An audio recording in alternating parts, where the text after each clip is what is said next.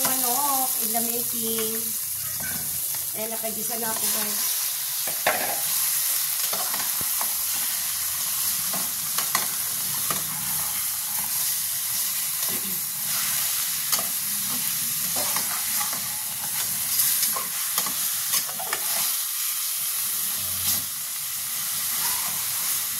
As usual, guys, luya, bawang, sibuyas, anglad. Then, maglagay tayo ng patis. Ayan. And, konting pampalasa. Ayan.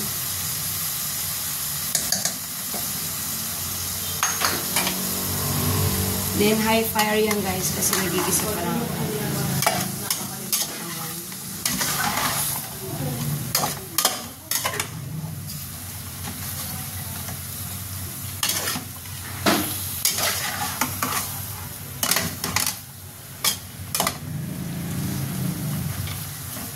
Ay, mga lalabs. Pag ako talaga magtinola, may tanglad talaga yan, mga lalabs. Yan talaga yung nagpapabago sa ating tinola.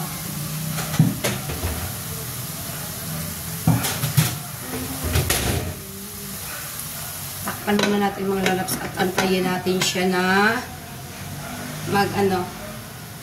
maglalabas yung sarili niyang mantika or ano. Ready na rin naman yung aking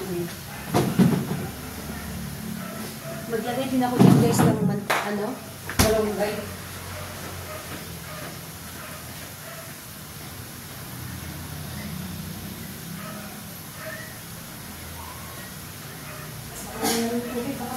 Nak.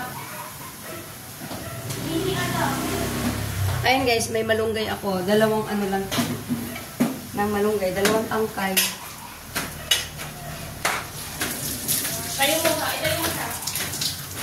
Ayan.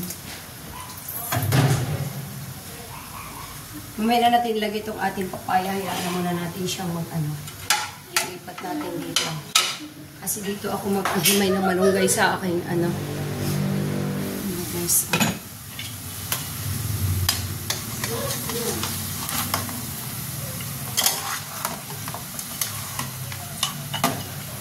Pag nagisa na ito ng husto, pwede na natin ilagay yung papaya, mga lalabs. Kasi madali lang naman maluto itong chicken. At saka yung papaya medyo matigas. Kaya pag ayan.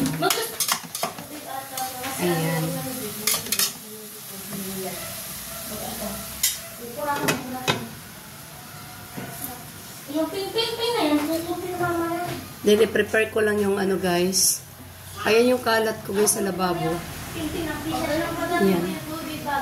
Prepare ko lang itong malunggay. Dalawang tangkay lang ito ng malunggay.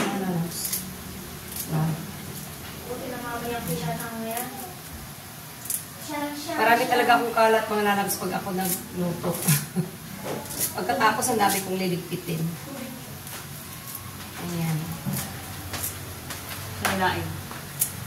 Pagkaya ka na tumikim ng laing. Ay naka yung aking kamera.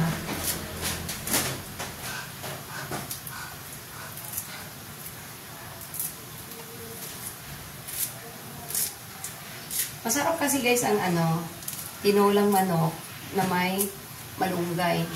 Kasi talagang din siya, guys, healthy. Yan. Hugasan muna natin yung ating malunggay. Actually, malinis naman itong ating malunggay, mga lalabs, kasi alam mo yung panay ulan, baga, pero hugasan pa rin natin kasi baka mamaya may alikabok naman, no, diba? Yung aking papaya, guys, hindi ako makamupon dito. Mamaya, bibirahin ko na ito, guys. Ayan. Ayan yung ating mga hinugasan, no? Mga hinugasan ko kanina.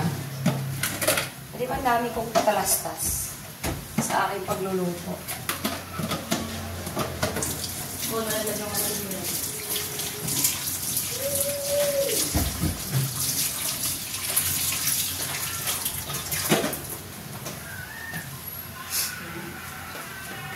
Tabi ko muna to.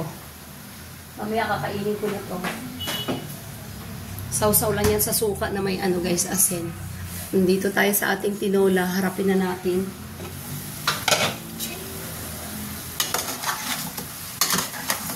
Ayan. Ang bango na guys. Nag-blend na yung amoy ng bawang, luya, at saka tanglad. Naglagay ako ng konting pamintang duro guys. Ayan.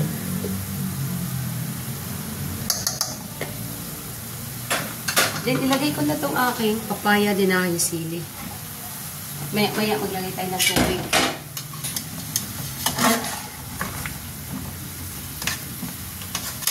Para sabay na guys. Ayan. Takpan natin ulit at kukuha na ako ng tubig mga lalabs. Kukuha na ako ng pangsabaw.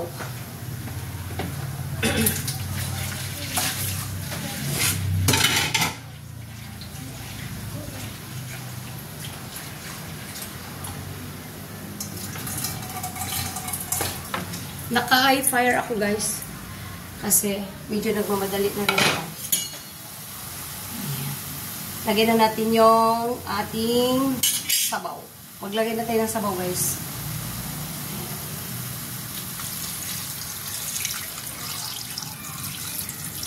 Tingnan natin. Goods na siya.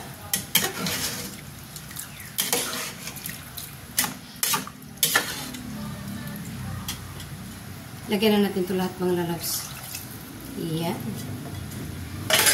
Then, takpan natin ulit guys. Pakukuluin natin yan. At pagkakulo, saka natin ilagay yung ating malunggay. Ayan. Palalambutin pa pala natin yung ano guys. Palalambutin pa natin yung papaya. Pag malambot na yung papaya, ito na yung chicken. So, ilagay na natin yung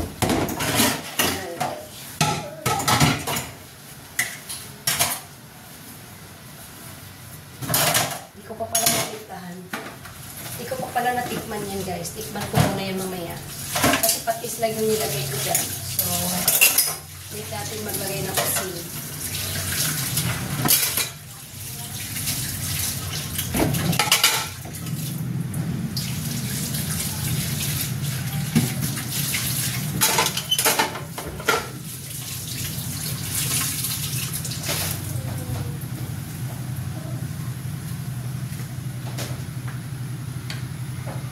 Ayan, tingnan natin ulit mamaya ang mga lalabs pag kulo ha.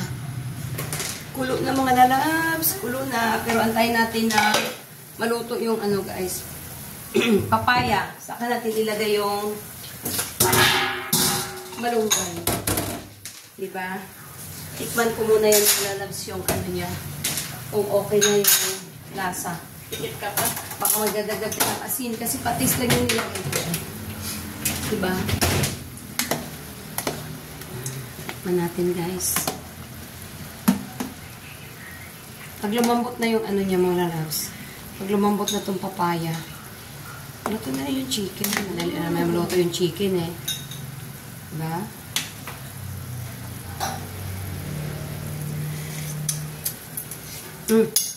Matabang mga lalabs. Marinig tayo ng asin.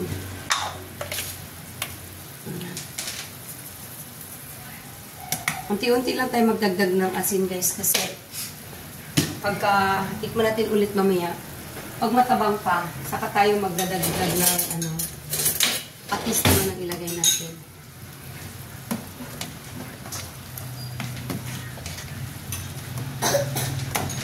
Ay, may ubo ang aking apo guys. Ay, nagsabaw ko kayo na ng isda para naman may ulam din siya. Kasi hindi ko siya pakainin muna nitong sabaw ng chicken. Kasi diba guys, pag may ubo, nakaka-ano tong sabaw ng chicken. Ayan. Pakuluan pa natin itong mga lalabs. Kasi medyo matigas pa yung papaya.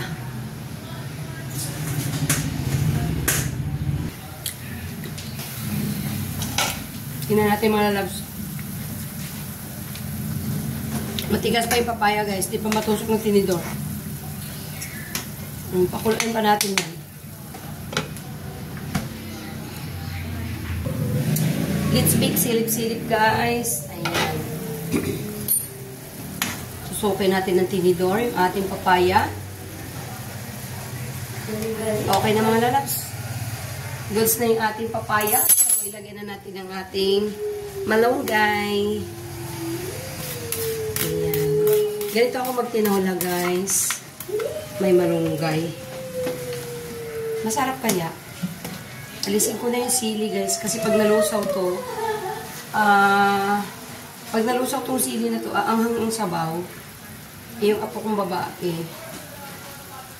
baka magreklamo. Total, nakuha na rin naman natin yung ano niyan, aroma niya. Pati tanglad, ilisin na rin natin, guys. Napakuluan naman na natin to ng husto. Diba? Kasama to sa pagista. Kaya nakuluan na siya ng husto ng lalabs. So, itong malunggay, pakuluan lang natin na isang kulo. Then, goods na to, guys. Ayan. Maraming salamat sa laban support. Thank you. Pagpasensyaan nyo na yung mga luto ni Manang dahil ano lang yung mga luto ni Ate Jo, guys. Yun lang yung mga simpleng lutuin na kaya ng bulsa. Dahil yun lang din naman yung kaya ng ating, ano guys, kaya ng ating power. O, diba? Thank you mga lalabs. Luto na yung ating tinola. Luto na yung ating tinola at inalis ko na yung sili, inalis ko na rin yung tanglad. So, ayan na lang. Ayan, may hibla pa ng tanglad, guys. Oh. Ayan, okay lang yan. So, mabango na yan at malasa na, guys, dahil sa ating mga nilagay na pang masarap. Thank you so much for watching. Thank you for watching. Please like and share. Thank you.